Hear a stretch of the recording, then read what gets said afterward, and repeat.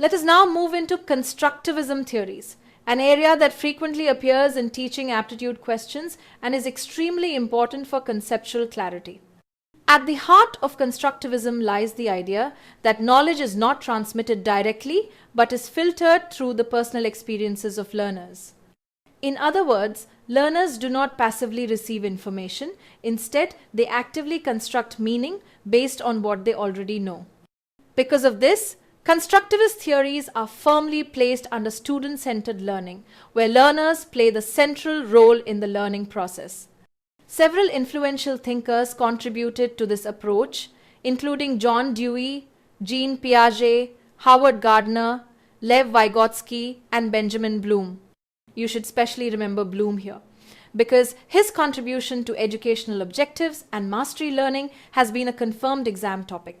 As we go deeper, constructivism explains that learners always build new understanding on the foundation of their previous experiences. We constantly generate our own rules and mental models to interpret the world around us. These mental models are not fixed. Instead, they are continuously adjusted and refined whenever we encounter new experiences.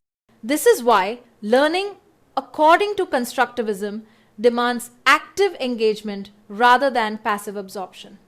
Each learner constructs a unique meaning from the same information, depending on their background, experiences, and understanding. That is why tasks in a constructivist classroom are designed to promote reflection and analysis. For example, an activity like searching an index and listing search techniques requires learners to actively process and organize information rather than simply memorizing it. Constructivist learning also emphasizes that new learning grows through connections with prior knowledge. Learners must compare and contrast what they already know with new information, identifying similarities, differences, and gaps. Reflection plays a key role here, as it allows learners to form deeper connections and adjust their understanding when necessary. Through this process, constructivism encourages learners to take ownership of learning and participate actively, rather than remaining passive recipients of information. Pay close attention to this idea. It has been repeatedly tested in exams. To structure this learning process, the constructivist learning approach is often explained through 5 phases: engage, explore, explain, elaborate, and evaluate. These phases guide how learning experiences should unfold in a classroom. However, examiners often focus on the sequence of these phases, so this is where students need to be careful. One exam-tested point highlights that the 5 phases in sequence are explore, explain, elaborate, and evaluate. While another exam question emphasizes the order as engage, explore, explain, evaluate, and extend for ensuring effective teaching learning activities in a constructivist approach. This variation is important, and you should remember both formulations exactly as they appear in previous exam questions. Now, to understand the philosophical roots of constructivism, we turn to John Dewey's progressive education. The progressive education movement began in the United States during the 1880s, and it gradually transformed American public schooling into a more experiential and learner-centered system. John Dewey emerged as a central figure in this movement from the 1880s to 1904. Dewey strongly believed in learning by doing, arguing that true learning occurs through experience rather than through rote memorization of facts. He viewed schools not just as places of instruction, but as social and psychological institutions that shape individuals holistically. Dewey believed that schools should focus more on practical experiences rather than dry theoretical knowledge. In his view, schools should resemble ideal homes that support psychological growth and emotional development. His ideas laid the foundation for cooperative learning theories that are widely practiced today. Dewey emphasized that education should equip learners with knowledge and social skills that remain useful beyond the classroom. He promoted group discussions, collaboration, and active participation, encouraging students to become active contributors rather than passive listeners. His philosophy deeply influenced educational reforms and continues to shape modern teaching practices.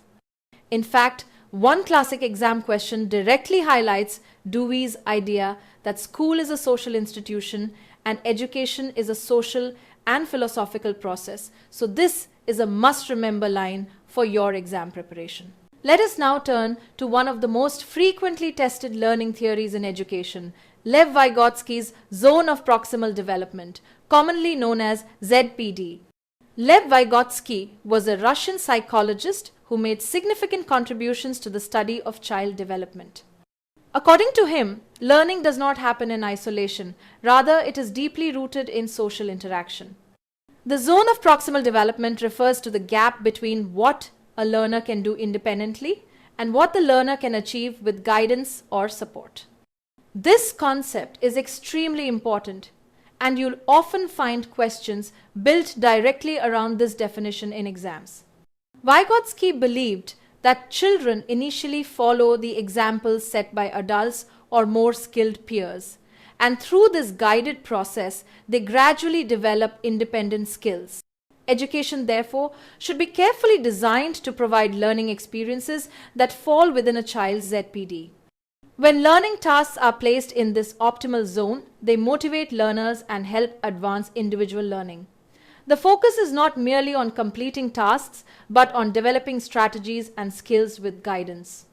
With proper support, known as scaffolding, learners can successfully accomplish tasks that would otherwise be too difficult. However, Vygotsky also cautioned that tasks placed far beyond a learner's cognitive abilities may lead to failure, even if support is provided. A key idea in this theory is the emphasis on social interaction and collaboration. Learning, according to Vygotsky, occurs through interaction with others, a point that has been directly asked in exams. His theory highlights the importance of working together, discussing ideas, and learning collaboratively. Scaffolding, another exam favorite term, refers to guiding and supporting learners without giving them ready-made answers or solutions. In simple terms, it is about helping learners think, not thinking for them. Exam questions often frame ZPD by asking what a learner can do with help versus without help, and this distinction directly defines the zone of proximal development. A child who struggles to complete a task alone but succeeds with the assistance of a skilled peer or adult is said to be operating within their ZPD. A classic exam-based example is when a student performs poorly in a chemistry practical but succeeds after a friend guides them on how to hold a pipette correctly. This situation clearly illustrates ZPD in action. Moving ahead, we now explore the humanistic theory of learning, which shifts attention from content alone to the learner as a whole person. Humanistic theorists believe that knowledge and feelings are equally important in the learning process. Learning is not just a cognitive activity, it also involves emotions, attitudes, and values. Because of this, humanistic education emphasizes both cognitive and affective domains. Lessons should be designed to address the whole learner, not just intellectual abilities. Humanistic theory places strong focus on students' concerns, interests, and personal experiences. Learners' moods and emotional states can either hinder or enhance learning, making emotional well-being a crucial factor in educational success. This approach encourages self-motivation, curiosity, and active engagement, and it promotes higher-level learning rather than rote memorization. One important exam-tested idea is that humanistic approaches emphasize need-based learning, ensuring that education is meaningful and relevant to learners' real-life needs. As education enters the digital age, Connectivism emerges as a modern learning theory that explains how learning takes place in a technology-driven world. Connectivism emphasizes the role of digital tools such as search engines, wikis, online forums, and social networks in learning. It highlights how technology enables new methods of acquiring and sharing knowledge. Unlike traditional theories, Connectivism argues that learning does not reside solely within individuals.